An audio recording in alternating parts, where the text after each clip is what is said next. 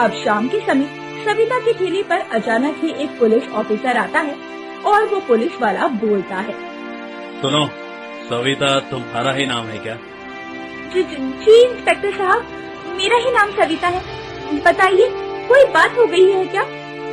सविता, तुम तो गुपचुप और चाट बेचती हो। मैंने सुना है कि उसमें मिलावट करती हो। बहुत सारे लोगों का तुम्हारा गुपचुप और चाट खाकर पेट खराब हो गया है। कई लोगों की तबीयत तुम्हारी इस चाट को खाने की वजह से खराब हो गई है। इसलिए कुछ लोगों ने पुलिस स्टेशन जाकर कंप्लेंट की है। अब तुम्हें हमारे साथ पुलिस स्टेशन चलना होगा, वो भी अभी इसी वक्त। लेकिन इंस्पेक्टर साहब, मैं तो बहुत दिनों से बल्कि महीनों से ये गुपचुप और चाट बेचती हूँ। कभी कोई भी शिकायत नहीं आई। अगर ऐसा होता तो कोई तो ग्राहक आकर मुझसे इस बारे में शिकायत करता। मैंने अपने गुपचुप और चाट में कुछ भी मिलावट नहीं की है साहब। इसका फैसला तो पुलिस स्टेशन जाने के बाद ही होगा। ये सब कुछ मैं तुम्हें अभी यहाँ पर नहीं बता सकता। तुम्हारे गुपचुप और चाट के सैंपल की जांच भी होगी, तभी पता चल पाएगा कि तुम सच बोल रही हो या झूठ। सैंपल की जांच के बाद सब सामने आ जाएगा। इसके बाद में ऐसा कहकर पुलिस वाला सविता को पकड़कर थाने ले जाता है और उसके गुपचुप और चाट के सैंपल का टेस्ट होता है और टेस्ट में वो फेल हो जाती है और उसे जेल में डाल दिया जाता है। सविता बेचारी जेल के अंदर बिलक बिलक कर रो रही थी। दूसरी तरफ जब सविता की माँ को ये बात पता चलती है तो वो बहुत दुखी होती है और खुद से कहती है, मेरी बेटी में तो कोई दोष नहीं था। क्या पता ये पुलिस वाले इसे क्यों ही पकड़ कर ले गए। उसके पिता के जाने के बाद सविता ने सब कुछ बहुत अच्छे से संभाल लिया था। इस घर के मर्द की तरह सारी जिम्मेदारियां निभाई थी। लेकिन अब मेरी बच्ची जेल चली गई है। ना जाने घर का खर्चा कैसे चलेगा। निधि बेटा, अब तो तुझे ही दुकान लगाकर घर के खर्चे को संभालना होगा। सविता की जमानत भी करवानी होगी और उसके लिए पैसे भी तो जुटाने हैं। ये क्या कह रही हो माँ? मैं ठेला लगाऊंगी? मुझे तो धूप में काम करने की आदत नहीं है, तो मैं ये काम कैसे कर सकती हूँ?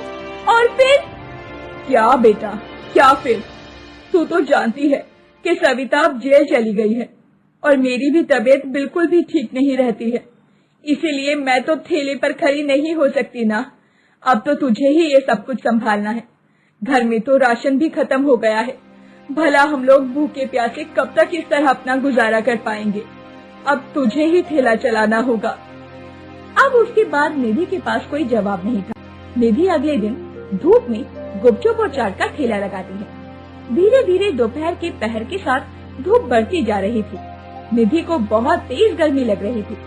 वो बार बार पानी पीकर अपनी प्यास बुझा रही थी। आखिर में निधि को चक्कर आ जाता है और वो गिर पड़ती है।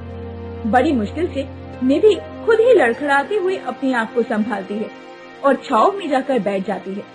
जिसके बाद वो अपने मन में सोचती है, हे भगवान, ये मुझे क्या हो गया? मैंने सिर्फ एक दिन ये ठेला लगाया और मेरी इतनी तबीयत खराब लग रही है कि मुझसे ये काम ही नहीं किया जा रहा।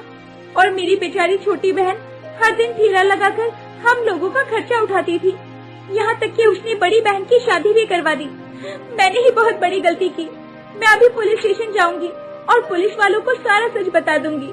मेरी गलती की सजा मेरी भोली भाली बहन नहीं भुगतेगी। उसने हम लोगों के लिए बहुत कुछ किया है और मैंने थोड़े से गुस्से के चलते उसके साथ कितना बुरा कर दिया।